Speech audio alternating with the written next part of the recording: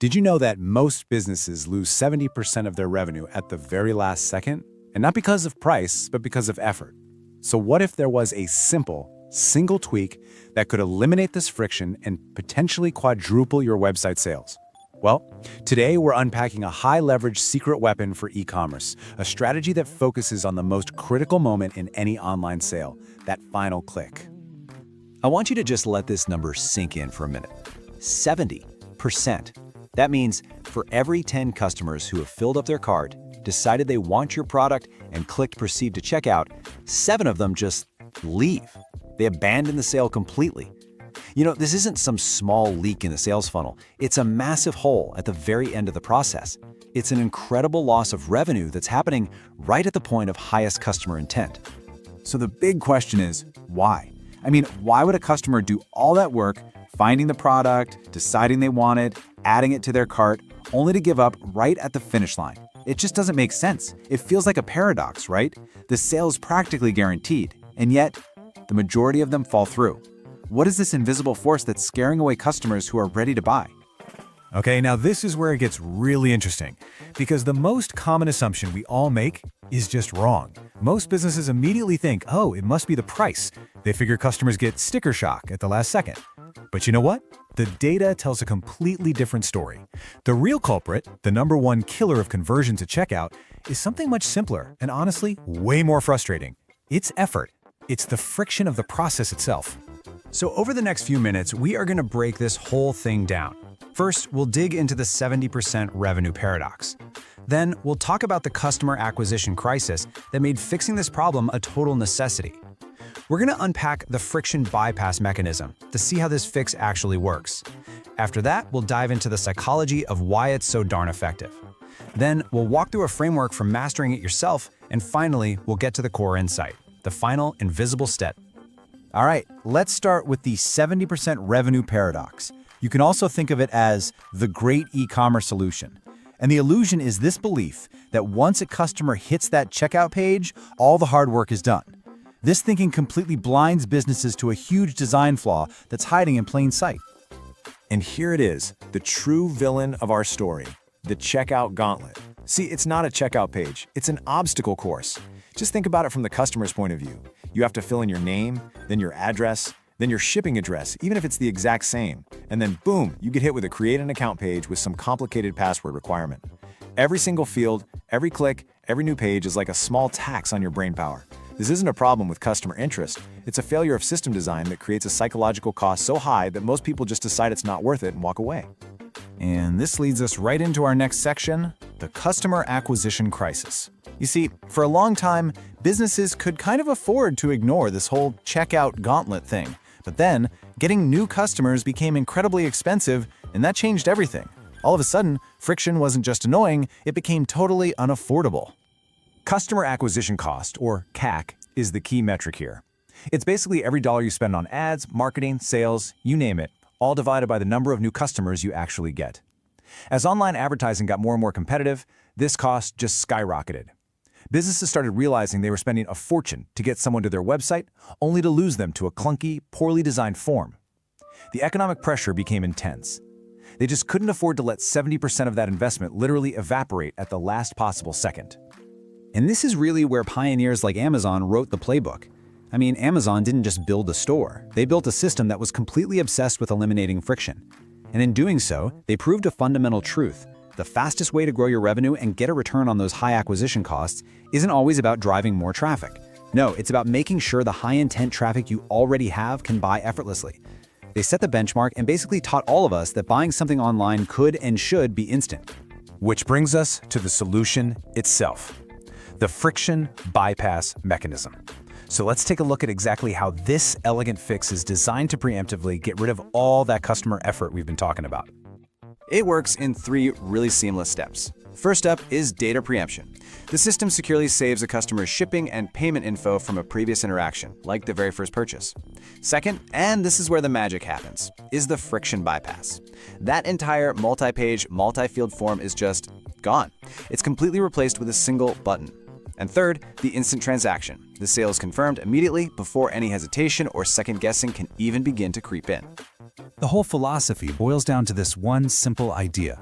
All of that complex technology, all of that system design, it's all in service of one beautifully simple goal: to reduce a maze of forms and clicks down to a single, decisive, high-leverage confirmation click. That's it. That's the entire objective. So we know how it works from a technical standpoint. But to really get why it is so incredibly effective, we have to go a little deeper into the psychology. Why does the human brain reward this kind of simplicity with such a massive increase in follow-through? The key framework for understanding this is called Fogg's behavior model. It's a simple but really powerful equation.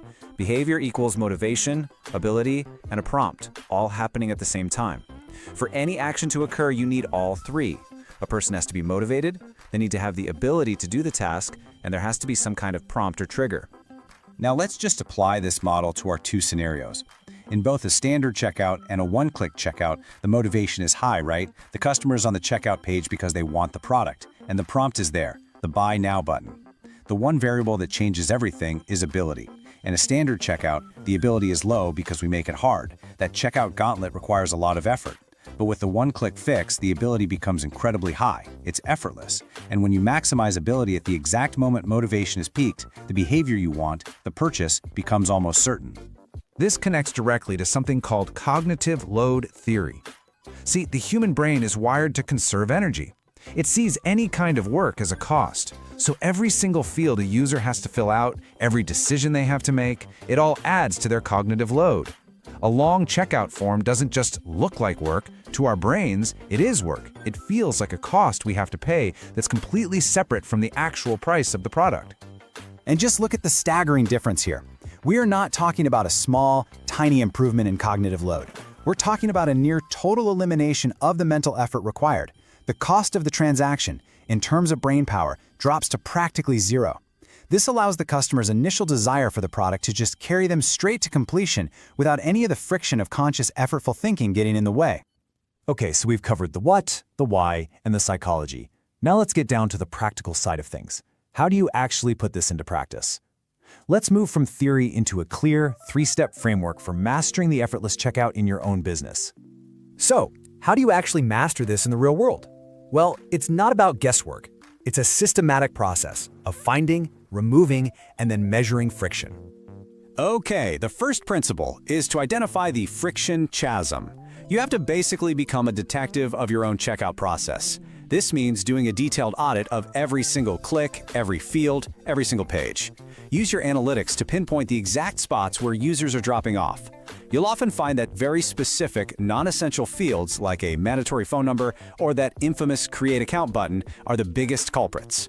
The data will show you exactly where the friction is the worst. Principle 2 is the most powerful shortcut you can take. Integrate third-party wallets. You're essentially outsourcing the friction. Instead of building some complex data storage system yourself, you just leverage platforms like Apple Pay, Google Pay, or Shop Pay. These services have already done all the heavy lifting. They securely store the user's information and provide it to your checkout with a single tap. This is by far the fastest and highest converting method for implementing an effortless checkout. And finally, the third principle, measure the ability lift. Because you can't improve what you don't measure. The single most important metric you need to be tracking here is your checkout flow completion rate. This tells you exactly what percentage of people who start the checkout actually finish it. Once you implement these changes, especially for returning customers who have their data saved, you should be aiming for a completion rate of 90% or even higher. That number is your proof that the barrier of effort has truly been removed. Let's just be crystal clear on this metric. The checkout flow completion rate, or CFCR, is your ultimate scorecard. It is the percentage of users who start the checkout and successfully complete a transaction. It cuts through all the other noise, traffic, clicks, add to carts, and it tells you one simple thing.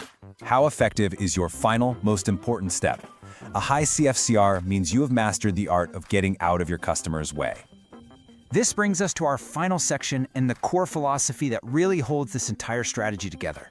We've talked about the mechanics and the psychology, but the real takeaway here is a big shift in mindset about what optimization actually means. I want you to just think about this quote for a second. The best marketing doesn't push people through a funnel, it pulls them toward value.